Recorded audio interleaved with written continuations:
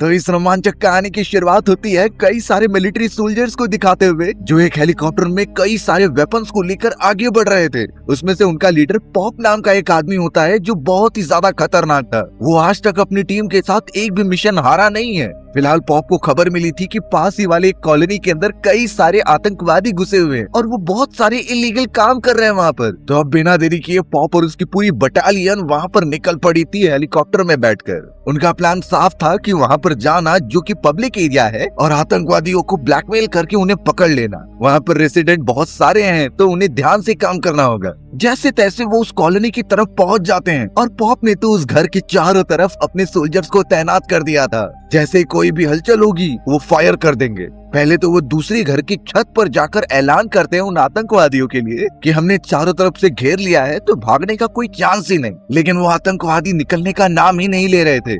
ये भी पता चला कि उन लोगों ने कई सारे लोगों को कैद करके भी रखा हुआ है। पॉप अब ये रिस्क बिल्कुल भी नहीं ले सकता कि उन लोगों को चोट पहुंचे, पर उन्हें बाहर तो निकालना ही होगा। इसीलिए पॉप की टीम ने थोड़े फायर करना स्टार्ट किया। लेकिन शॉकिंग बात ये हो गई कि उन आतंकवादियों के पास भी काफी एडवांस हथियार थे। उन्होंने भी पलटवार किया और कई सारी कार्स को भी डिस्ट्रॉय करने लगे। बेचारे पॉप के कई टीम मेंबर्स भी मारे जाते हैं उस हादसे में।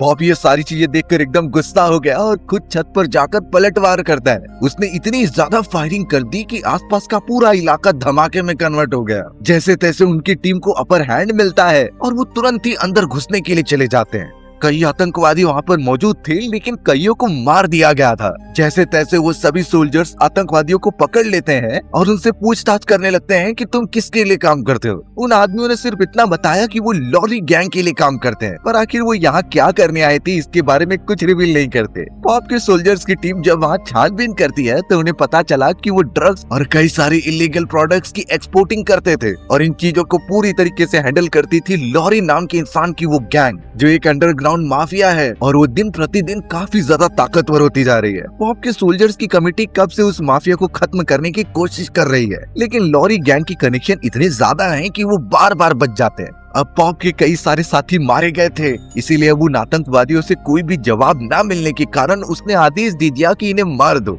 एक एक करके आतंकवादियों को खत्म कर दिया जाता है। फिर बारी आती है कुछ सिविलियंस की जिन्हें कैद करके रखा गया था। उनसे भी पॉप ने पूछताछ की, लेकिन पता चला कि उसमें से एक को उसने मार दिया है। पर तुरंत ही वहाँ मौजूद एक लेडी मौका देखकर वहाँ से भागने लग जाती है। पॉप ने सभी को वहीं रुकने के लिए कहा क्योंकि उसे वो खुद पकड़ेगा। यानी पॉप अकेले उस लेडी के पीछे भागता चला गया उन सारे कॉलोनी के बीच में। लेडी एक कमरे के अंदर आ जाती है और बाद में पता चला कि पॉप उससे कामली बात कर रहा है। यानी वो लेडी जिसका नाम एवा था वो पॉप को जानती थी और दोनों एक दूसरे से बातचीत भी करने लगते हैं। पॉप एवा से कहता है कि तुम वहाँ पर आखिरकार क्यों आई? मैंने तो तुम्हें पहले ही इन्फॉर्म कर दिया था कि उस जगह से दूर रहो। तब जाकर एवा कहती है कि आतंकवादियों ने मेरे भाई को पकड़ लिया था और मैं उसे छुड़ाने के लिए वहाँ पर गई थी, लेकिन उसी वक्त तुम्हारी पूरी टीम वहाँ पर पहुँच गई। इसमें मेरी कोई गलती नहीं है। और अब अनफॉर्चुनेटली एवा का भाई उन सारे सोल्जर्स के कब्जे में। वो तो पॉप से कह रही थी कि मेरे भाई को छोड़ दिया जाए, लेकिन पॉप पता नहीं क्यों इतनी जल्दी कन्विंस नहीं हो रहा था।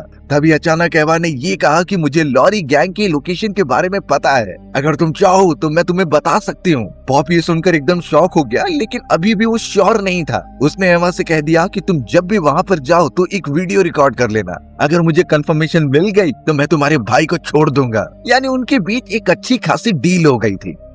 अब हमें दिखाया जाता है कि पॉप अपने किसी पुराने साथी से मिलने गया है जिसका नाम बैनी होता है। बैनी तो यूनिवर्सिटी में एक प्रोफेसर हुआ करता था जो बच्चों को पढ़ाता है। उसने कुछ साल पहले ही मिलिट्री से रिटायरमेंट ले ली थी, लेकिन पॉप यहाँ बैनी को एक मिशन के बारे में बताता है जिसके बदले वो उसे कई सारे अच्छे डॉलर्स देगा। बैनी ज्यादा सोचता नहीं, लेकिन उसने पॉप के सामने सिर्फ एक शर्त रखी कि अगर रेडक्लिफ टीम में आएगा तो ही वो आगे बढ़ेगा इस मिशन में। पॉप इस बात के लिए मान जाता है और बैनी को अपनी टीम में ले लेता है। फिर वो तुरंत ही रेडक्लिफ नाम के उसी आदमी के पास चला गया जिसकी बात बैनी कर रहा था। एक्चुअल में रेडक्लिफ ने भी कई साल पहले मिलिट्री छोड़ दी थी और अब वो एक नॉर्मल रियल एस्टेट एजेंट है जो अपने परिवार को पाल रहा है। कुछ समय पहले रेडक्लिफ की वाइफ की डेथ हो गई थी और फिर उसके बच्चों की जिम्मेदारी उसके ऊपर आ गई। वो जैसे तैसे फिलहाल अपने परिवार को पालने की कोशिश कर रहा है। पॉप जब रेडक्लिफ के पास उस मिशन के बारे में बताने आता है तो रेडक्लिफ समझ गया था कि पॉप के पास कोई खतरनाक मिशन ही होगा। पॉप ने तो रेडक्लिफ को कई $1000 बोनस देने का वादा किया। ये रेडक्लिफ के लिए काफी अच्छा ऑफर होता है, लेकिन फिर भी वो उसे एक्सेप्ट नहीं कर रहा था, क्योंकि पॉप जिस भी काम में लेकर जाता है उसमें जान का खतरा तो होता ही है। फिलहाल के लिए पॉप रेडक्लिफ के साथ थोड़ा टाइम स्पेंड कर रहा था और उसकी बेटी को स्कूल छोड़ने चला गया। वहाँ उसे पता चलता है कि रेडक्लिफ के सर पर कई सारे खर्चे हैं, उसे अपने बेटे की स्कूल फीस भरने हैं और कई सारे बिल्स भी पे करने थे जिनकी डेट काफी ज्यादा क्लोज आ गई थी।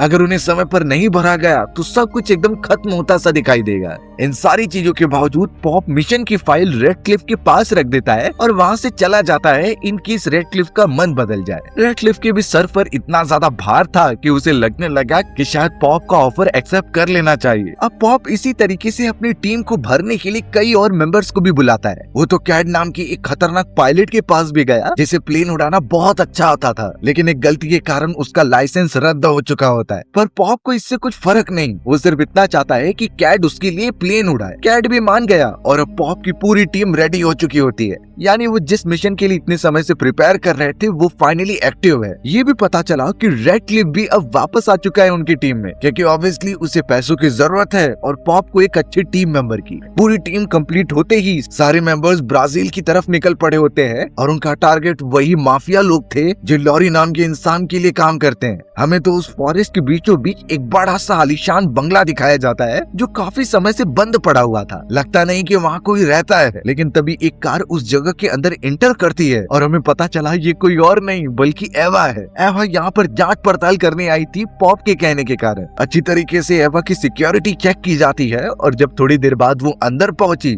तो पता चलता है कि उसके सामने जो आदमी खड़ा है वो एक्चुअल में लॉरी है, यानी वही माफिया गैंग का लीडर जो इलीगल काम करता था। हमें पता चला कि पॉप और उसके कुछ साथी भी उस फॉरेस्ट में हैं जो सिक्योरिटी चेक कर रहे हैं कि अंदर कोई खतरा तो नहीं है, क्योंकि उन्हें शक तो हो चुका है कि ये माफिया का ही घर है।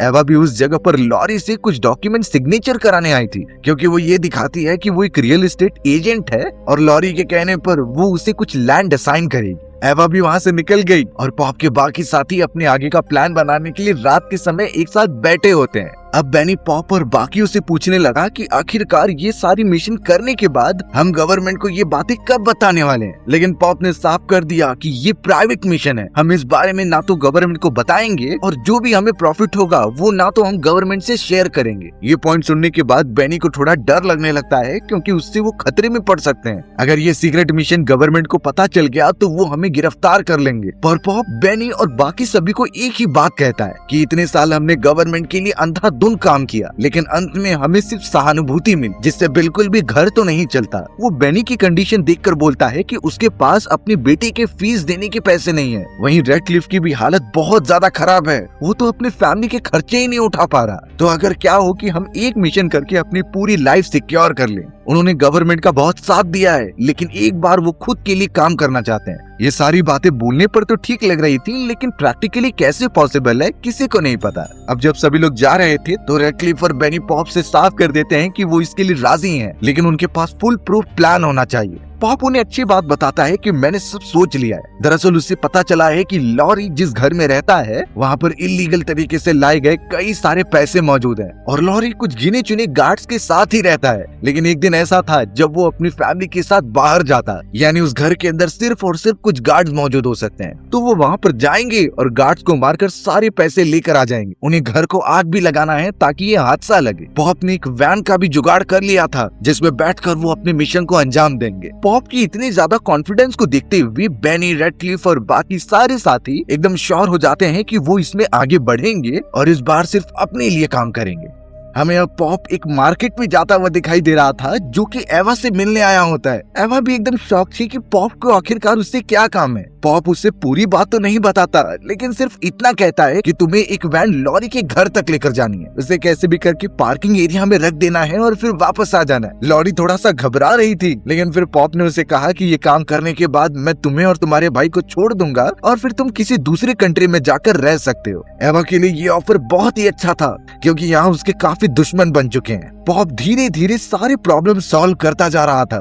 अब वो अपने साथियों को एक टैंकर में लेकर आता है जिसके अंदर कई सारे गोला बारूद और हथियार रखे गए थे, यानी जिसे जो चाहिए था वो ले सकता है अपने अकॉर्डिंगली। लेकिन रेडक्लिफ, बेनी और कई लोग इस बात से श्योर नहीं हो रहे थे कि उस घर में सच में पैसे मौजूद हैं कि नहीं। अगर नहीं होंगे तो उनकी इतनी पूरी मेहनत बेकार चली जाएगी। तब जाकर पॉप उन्हें एक फोन के अंदर रिकॉर्डिंग दिखाता है। ये किसी और ने नहीं बल्कि एवा ने लिए थे उस घर में जाने के बाद। उसमें साफ पता चल रहा था कि कई सारे पैसे टेबल के अंदर छुपाए जा रहे हैं और ये सारे इलीगल तरीके से कमाए गए पैसे हैं जो लॉरी ने अपने घर के अंदर ही छुपा कर रखे हैं। इससे सभी को श्योरिटी मिल गई और वो और भी तेजी से काम करने लगे होते हैं। फिलहाल पॉप ने जो प्लान बनाया था वो अच्छी तरीके से चलता है और उसे के अकॉर्डिंग एवा उस दिन लॉरी के घर पर चली गई, जहाँ पर लॉरी अपने फैमिली मेंबर्स के साथ चर्च में चला गया होता है। यानी अब घर पर सिर्फ थोड़े गार्ड्स मौजूद हैं। एक सिक्योरिटी गार्ड तो एवा की कार को गेट पर ही रोक देता है। एवा उससे कहने लगी कि ये काम तुम्हारे बॉस ने ही कहा है करने के लिए, वो सिर्फ इसे वहाँ पर पार्क करेगी और फिर दूसरी गाड़ी से चली जाएगी। लॉरी का नाम सुनने पर गार्ड एकदम से मान गया और एवा को अंदर आने दे देता है। ये सारी बातें हो ही रही थी तभी पता चला पीछे वाले रास्ते से पॉप की पूरी टीम अंदर घुस रही है। उनके पास तो पूरे हथियार मौजूद हैं और जो भी गार्ड सामने आ रहे थे वो उन्हें मारते चले जाते। उन सभी के सोल्जर्स वाली टेक्निक उसमें काम आती है। सभी जल्द से जल्द अब घर के अंदर घुसकर उस स्पॉट पर पहुंच जाते हैं जहां पैसे होने के चांसेस ज्यादा हैं। लेकिन हर एक सोल्जर ने कई सारी जगह छान मारी, सूटकेसेस से लेकर बेड के अंदर तक सारी जगह छान मारा था उन्होंने, लेकिन अभी भी पैसों का कोई नामो निशान नहीं होता। सभी थोड़ी देर बाद इकट्ठा होकर थोड़ा निराश होने लगी कि शायद पैसे नहीं है यहाँ पर। लेकिन पॉप तुरंत ही वहाँ आकर बताता है कि पैसे होने चाहिए, जरूर इतनी आसानी से हमें वो तो मिलने नहीं वाले। तभी पॉप को पेंटिंग की सुगंध आती है कि यहाँ पर नया पेंटिंग किया गया है। वो जब एक दीवार पर जाकर देखने लगा तो पता चलता है कि यही वो दीवार है जिस पर नई पेंटिंग है और उसे ठोकने पर वो तो खोखली जैसी दिखाई दे रही थी। ये देखते ही पॉप समझ गया कि इसके पीछे कुछ तो मौजूद है, तो वो उस दीवार को तोड़ने लगा और थोड़ी ही देर बाद पता चलता है कि उसमें कई सारे डॉलर्स के बंडल्स मौजूद हैं। ये पता चलने पर सारे मेंबर्स एक्साइटेड हो जाते हैं और उस पूरी दीवार को तोड़ने लगते हैं। देखते ही देखते वहाँ से इतने सारे डॉलर्स बाहर निकल रहे थे कि वो गिनती नहीं कर पाते। एक्चुअल में उन्होंने जितना एस्टिमेट किया था कि यहाँ उतने पैसे हो सकते हैं, उससे भी कई मिलियन डॉलर्स वहाँ पर ज्यादा थे। उनकी खुशी का ठिकाना नहीं था क्योंकि इन पैसों को लेकर उनमें से कोई गरीब नहीं होने वाला, सब के सब मिलियनेयर बन जाएंगे। उन्होंने तो घर में और भी जगहें छान मारी और पता चलता है कि उन्होंने जो पैसे भरने के लिए बैग्स लाए थे वो भी कम पड़ जाते हैं, इसलिए घर के अंदर जो एक्स्ट्रा बैग्स थे वो उसे लेकर पैसे भरने लगे। ये सारी मनी को चुराने से पहले वो बिल्कुल भी रिग्रेट नहीं कर रहे थे क्योंकि वो खुद एक क्रिमिनल के घर से ही चोरी कर रहे हैं और इसके इन्वेस्टिगेशन भी नहीं होगी क्योंकि क्रिमिनल थोड़ी अपने क्राइम बताने के लिए पुलिस ऑफिसर्स के पास जाएगा। पता चला कि उनके पास इनफ पैसे जमा हो चुके हैं। पॉप और कई मेंबर्स तो कह रहे थे कि वापस चलने के लिए, लेकिन रेडक्लिफ और बेनी जिन्हें पैसों की सबसे ज्यादा जरूरत थी वो थोड़े और डॉलर्स जमा करने लगे, यानी वहाँ पर उन्हें थोड़ा कलेक्ट करने में लेट हो जाता है। तभी अचानक पता चला कि एक सीक्रेट डोर से कोई तो गार्ड उनके ऊपर फायर करने लगा है। पॉप और उसके सभी साथी एकदम चौकन्ने हो जाते हैं और उनमें से एक गोली तो बेनी को भी लग गई थी। जल्द से जल्द उनसे बचते हुए गार्ड पर पलटवार किया गया और वो वहीं गिर जाता है। पॉप जैसे ही देखने गया तो पता चला ये तो लॉरी ही है जो अपने फैमिली मेंबर्स के साथ गया नहीं और इसी सीक्रेट रूम में छुपा रहा। बेचारे लॉरी की कहानी वो यहीं खत्म कर देते हैं, पर अब उन्हें जल्द से जल्द यहाँ से निकलना होगा क्योंकि गार्ड की टीम यहाँ कभी भी आ सकती है। सारे पैसे उन्होंने इकट्ठे किए और प्लान के अकॉर्डिंग उस पूरी जगह को आग लगा दी। इससे कोई भी सबूत का पता नहीं चलेगा। उनके पास 2 वैन मौजूद थी, इसलिए वो सारी चीजें उसमें भरकर एक प्राइवेट यार्ड पर आ जाते हैं जहाँ पर उनका एक हेलीकॉप्टर इंतजार कर रहा था। इस हेलीकॉप्टर के बदले उन्हें कई मिलियन डॉलर्स देने पड़े, पर फिर भी उनके पास इतना पैसा बचा हुआ था कि वो गिन नहीं सकते। सबसे ज्यादा वहाँ पर रेडक्लिफ खुश हो रहा था क्योंकि वो पैसों को देखकर एकदम लालच में आ जाता है। कैड नाम का वो पायलट तो बताने लगा कि अभी भी पैसों की क्वांटिटी बहुत ज्यादा है, अगर इस तरीके से हम हेलीकॉप्टर पे उसे बांध कर लेकर उड़ें तो काफी भारी हो जाएगा, उसमें से कुछ पैसे हमें यहीं छोड़ने होंगे। पॉप इसी बारे में सोच रहा था लेकिन रेडक्लिफ मानता ही नहीं, वो उनमें से एक भी डॉलर वहाँ पर छोड़ना नहीं चाहता। इसीलिए कैड के मना करने के बावजूद भी वो कहता है कि हमें ये सारे डॉलर्स लेकर चलने हैं किसी भी हालत में। उस जगह पर तो एवा और उसका भाई भी दिखाया गया जिसे कि पॉप ने प्रॉमिस किया था कि मिशन कंप्लीट होने के बाद वो उसे दूसरे देश में लेके जाकर नया पासपोर्ट और पैसे देगा। लेकिन अभी वैसे ही हेलीकॉप्टर में वेट ज्यादा हो चुका है, इसलिए रेडक्लिफ कहता है कि हमें इन दोनों को मार देना चाहिए, इनकी वजह से हम मुसीबत में पड़ सकते हैं। लेकिन यहाँ पॉप रेडक्लिफ को एकदम बुज़दिल बोलता है क्योंकि उसने वादा किया था और वो पूरा भी करेगा। पॉप ने तो रेडक्लिफ को एकदम लालची कह दिया क्योंकि वो कई डॉलर्स के बदले इंसानों की जिंदगी ले रहा है। ये बहुत ही ज्यादा बेकार बात है। और अब पॉप एवा और उसके भाई को हेलीकॉप्टर में बिठा लेता है। रेडक्लिफ को बहुत गुस्सा आ रहा था, लेकिन एक्चुअल में वो कुछ कर नहीं सकता फिलहाल के लिए। अब बिना देरी किए कैड हेलीकॉप्टर को उड़ाने लगता है और नीचे की तरफ कई टन डॉलर्स मौजूद थे। वो उसे हेलीकॉप्टर की मदद से ऊंचाई पर लेकर चले जाते हैं। लग रहा था कि वो सब यहाँ से निकलकर आसानी से पहुंच जाएंगे, लेकिन एक्चुअल खतरा तो अभी आने वाला था क्योंकि हेलीकॉप्टर के ऊपर इतना वेट होता है कि वो ठीक से चल नहीं रही थी। कैड वापस से सलाह दे रहा था कि हमें आधे पैसे यहीं गिरा देने चाहिए, लेकिन रेडक्लिफ उसे चलने के लिए कहता है चाहे कुछ भी हो जाए। अब जैसे तैसे वो लोग एक पहाड़ी श्रृंखला को पार तो करते हैं, लेकिन आगे की तरफ कुछ ऊंचे वाले बर्फीले पहाड़ थे जिनकी ऊंचाई बहुत ज्यादा थी और इतना सारा टन पैसा लेकर ऊपर से उड़ना था। कैड अपनी पूरी कोशिश करता है अपनी स्किल्स अप्लाई करके कि वो वहाँ से निकल जाए, लेकिन बीच रास्ते में ही हेलीकॉप्टर का इंजन खराब होने लगा। वो तो बहुत तेजी से नीचे गिरने लगे, इसलिए कैड अपनी क्रैश लैंडिंग एक गांव के पास कर देता है। थोड़ी ही देर के अंदर उनके हेलीकॉप्टर की धज्जियां उड़ जाती हैं। उनका पैसा थोड़ी दूर जाकर गिरा था, इसलिए जैसे तैसे सभी वहां से बाहर निकलते हैं। पता चला कि उस गांव के पास जो भी रहीवासी थे वो उनके पैसे आकर लूटने लगे थे, और जैसे ही पॉप और रेडक्लिफ वहां पहुंचते हैं तो वो उन्हें पास भी नहीं आने देते। पॉप ने उन्हें पहले कन्विंस करने की कोशिश की कि हम तुम्हें थोड़ा हिस्सा दे देंगे, लेकिन ये पूरी प्रॉपर्टी हमारी है। पर अब देखकर लग रहा था कि वो विलेजर्स उनसे बिल्कुल कुछ भी शेयर नहीं करने वाले। तब जाकर रेडक्लिफ को बहुत ज्यादा गुस्सा आता है और उसने गन निकाल के कई विलेजर्स को शूट करना स्टार्ट कर दिया। उनमें से कई तो डर जाते हैं और कई विलेजर्स अपने साथियों को बुलाने चले गए। यानी रेडक्लिफ ने वहां पर एक कियोटिक माहौल क्रिएट कर दिया था जो आगे चलकर शायद उनके लिए भारी पड़े। लेकिन अगर कभी हम इस तरीके से फंस जाए कि हेलीकॉप्टर ऊंचाई पर है और आउट ऑफ कंट्रोल होकर अब नीचे गिर रही है। बॉब और उसके साथी हाई ट्रेंड सोल्जर्स थे जिन्हें इन चीजों से बचने की टेक्निक्स पता है। हम कैसे एक गिरते हुए हेलीकॉप्टर में से अपनी जान बचा सकते हैं। खैर, अगर थोड़ा दिमाग लगाया जाए और एक टेक्निक यूज की जाए जो एक्चुअल में सोल्जर्स भी यूज करते हैं, तो हमारी जान बड़ी आसानी से बच सकती है। अब इन सारी चीजों में कई लोग ये बोलेंगे कि पायलट द्वारा बताए गए इंस्ट्रक्शंस को फॉलो करो, कि उस कंडीशन में पायलट की भी जान सबसे ज्यादा खतरे में होती है। इसलिए सबसे पहले ट्राई कीजिए कि आप सीट बेल्ट पहने हो। अपने हाथों को अपने सर के ऊपर रखिए ताकि आपका सर प्रोटेक्टेड रहे, या फिर अगर हेलमेट है तो हेलमेट पहन लीजिए। अगर आपके पास कोई भी मूवेबल ऑब्जेक्ट है तो उसे अपने से दूर कर दीजिए, क्योंकि लैंड होने पर वो आपकी बॉडी से लग सकता है। और अब एक मैकेनिज्म आता है जिसमें कि अगर आप ऊंचाई से गिरते हुए किसी चीज के अंदर मौजूद है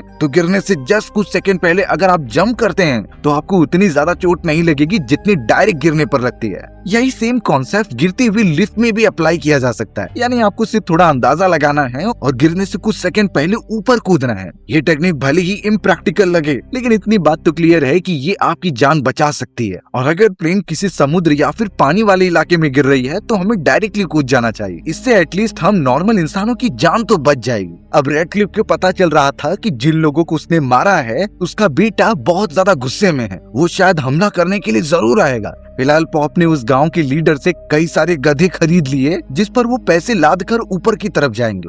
तो अब उन्होंने अपना सफर तय कर दिया था, जहां पर उन्हें बड़ी बड़ी चट्टानों को पार करते हुए दूसरी तरफ जाना था। पर यह सफर बिल्कुल भी इजी नहीं होता, क्योंकि उन्हें समुद्र के साथ साथ इतने सकरे रास्तों को पार करना पड़ता जो एकदम जानलेवा है। ऊपर से बारिश भी होती जा रही थी। एक मोमेंट ऐसा भी आया जब वो आगे बढ़ रहे थे, तभी एक गधा जिस पर कई करोड़ों डॉलर्स रखे गए होते हैं वो सीधा इतनी ऊंचाई से नीचे गिर जाता है। गधे की जान जाने के साथ साथ इतने सारे डॉलर्स भी बेकार हो गए। अब तो सभी के चेहरे पर थोड़ा रिग्रेट हो रहा था कि अगर वो हेलीकॉप्टर में से ही थोड़े पैसे नीचे गिरा देते तो बचे हुए डॉलर्स लेकर वो सही सलामत पहुंच जाते अपने घर पर। लेकिन अब वो इतना समझ गए कि इन चट्टाने वाले इलाकों पर वो गधों से नहीं काम करा सकते, इसलिए वो सब खुद ही रस्सियों की मदद से उन पैसों को ऊपर लेकर जाने लगे। लेकिन सभी के मन में सिर्फ एक ही चाह थी कि इन डॉलर्स को लेकर वो अमीर बन जाएंगे। जैसे तैसे वो एक चट्टानी वाले इलाके के ऊपर पहुंच जाते हैं और जब रात होने लगी तो वो वहीं पर रुकने लगे। ऊंचाई वाली जगह पर ऑब्वियसली ठंड बहुत ज्यादा होती है और उनके पास तो जलाने जैसा कुछ भी नहीं था। तभी उनमें से एक मेंबर ने कई सारे डॉलर्स निकाले और उसे जलाने लगा। देखते ही देखते उन्होंने पूरा बैग जला दिया था, क्योंकि उससे उन्हें गर्मी मिल रही थी। यानी ये अब तक का सबसे महंगा बॉन फायर हो सकता है। सभी थोड़ा गर्मी मिलने के बाद खुश हो रहे थे, लेकिन उन्हें नहीं अंदाजा कि आगे उनके साथ क्या होने वाला है। वो सभी अब पहाड़ की थोड़ी और चट्टानी चढ़ने लगी थी, तभी उनके ऊपर हमला होता है। कोई एक आदमी वहाँ पर गन लेकर आ चुका था जो अंधाधुंध फायर करने लगा। पता चला कि उसमें से एक गोली सीधा रेडक्लिफ के सर पर लग जाती है और बेचारा वहीं पर गिरकर मर जाता है। दरअसल ये वो लड़का था जिसके फादर को रेडक्लिफ ने मार दिया होता है और यहाँ वो उससे बदला लेने चला आया। बैनी ने जब ये चीजें देखी तो उसने भी फायर करना स्टार्ट किया और दूसरे लड़के को मार गिराया। यानी वहाँ पर कुछ ही सेकंड्स के अंदर 2 जानें चली जाती हैं। पॉप तो बेनी और कैट को डांट रहा था कि ये सब तुमने क्या कर दिया। उन्हें बहुत गुस्सा आ रहा होता है उन गांव वालों पर, क्योंकि रेडक्लिफ की जान उन्होंने ले ली होती है। पर पॉप ने बताया कि रेडक्लिफ को अपने कर्मों की सजा मिली है। वो भी समझ चुके थे कि वो लड़का सिर्फ अपने फादर की मौत का बदला लेने आया था। अब जो भी हो गया है उन्हें आगे बढ़ना है। बेनी तो कहने लगा कि रेडक्लिफ का सपना था कि वो ये सारे पैसे लेकर जाए, लेकिन प्रैक्टिकली ये पॉसिबल नहीं हो सकता। वो सिर्फ कुछ ही लोग बचे हुए थे और इतने सारे पैसों को लेकर जाना उनके बस की बात नहीं है। तो सभी ने मिलकर यही डिसाइड किया कि वो आधे से ज्यादा पैसे यहीं फेंक देंगे, जिससे कुछ टाइम में बहुत सारी बर्फ उसके ऊपर गिर जाएगी और किसी को पता भी नहीं चलेगा। ये प्लान अच्छा लगने पर सभी उसे एग्जीक्यूट भी करते हैं और उतने बचे हुए पैसों को नीचे लेकर आ जाते हैं। लकीली सब कुछ अच्छे से हो गया था और अब उन्होंने एक वैन निकाली जिसमें सारे पैसे भरकर वो आगे बढ़ने लगे। कुछ देर तक तो सारी चीजें नॉर्मल लग रही थी, लेकिन तभी उनके पीछे से फायरिंग होना स्टार्ट हो गया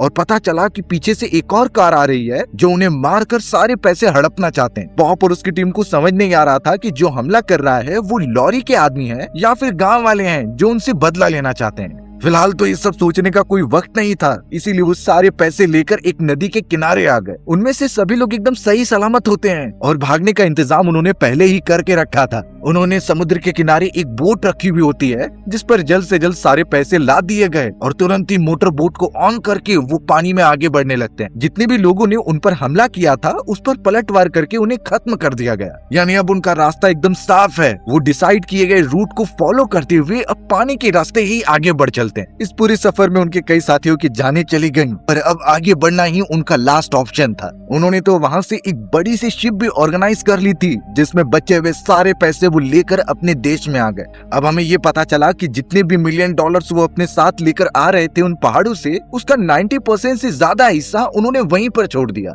सिर्फ वो 10% ही पैसे यहाँ पर लेकर आए हैं और अब उनके सामने एक चार्टेड अकाउंटेंट है जिसका ये काम था कि वो ये सारी ब्लैक मनी के पैसे व्हाइट में कन्वर्ट कर दे। उस सीए ने हर एक मेंबर को सेफ रखने के लिए उन्हें अलग अलग कॉन्टिनेंट में भेजने का डिसाइड किया। वो ये भी कह रही थी कि मंथली बेसिस पर वो सभी को थोड़े थोड़े पैसे देते रहेगी, जिससे वो गवर्नमेंट के नजर में नहीं आएंगे और अमीर बनते चले जाएंगे। पर पॉप ने डिसाइड किया कि वो अपनी पूरी अर्निंग का आधा हिस्सा रेडक्लिफ की फैमिली को डोनेट करेगा, क्योंकि रेडक्लिफ भले ही बहुत ज्यादा लालची हो चुका था पर उसकी फैमिली की जिम्मेदारी उसके ऊपर है। पॉप की ये बात देखकर कई और मेंबर्स भी अपनी कुछ अमाउंट रेडक्लिफ की फैमिली को डोनेट करने का डिसाइड करते हैं। ये चीजें सीए ने नोटिस कर ली थी और उस हिसाब से वो सब कुछ अरेंज कर देगी। सारे के सारे फ्रेंड्स अब वहाँ से निकलने लगते हैं। वो एक दूसरे को गुड लक कह रहे थे कि उनके आगे की जिंदगी एकदम खुशहाल हो और वो एक दूसरे से वापस कभी ना मिलने के लिए कहते हैं। लेकिन बेनी ने जाते दौरान एक छोटी सी चिट्ठी पॉप को दे दी होती है। पॉप तो रेडक्लिफ की फैमिली के बारे में ही सोच रहा था कि वो अपने मेन मेंबर के जाने के बाद कैसे जिएंगे, बट बॉब उसकी फैमिली को सपोर्ट करता रहेगा। अब जाने से पहले बॉब ने जब बेनी द्वारा दी गई उस चिट्ठी को ओपन करता है तो उसके अंदर एक कोऑर्डिनेट्स लिखे गए थे। ये कोऑर्डिनेट्स एक्चुअल में उसी पहाड़ी वाले इलाके के हैं जहाँ उन्होंने 90% पैसे छुपाए हैं और हो सकता है कि फ्यूचर में वो सब वापस से एक प्लान बनाएं उस पैसों को वहाँ से लेने का। यानी आगे आने वाली जर्नी तो और ज्यादा खतरनाक होने वाली है। हमारी भी कहानी ऐसे ही खत्म हो जाती है। सो व्यूअर्स, अगर आपको मेरा नरेशन 1% भी अच्छा लगा होगा ना तो वीडियो को लाइक एंड चैनल को सब्सक्राइब जरूर कर देना। मिलते हैं इसी तरीके की मजेदार कहानियों में, तब तक के लिए बाय बाय।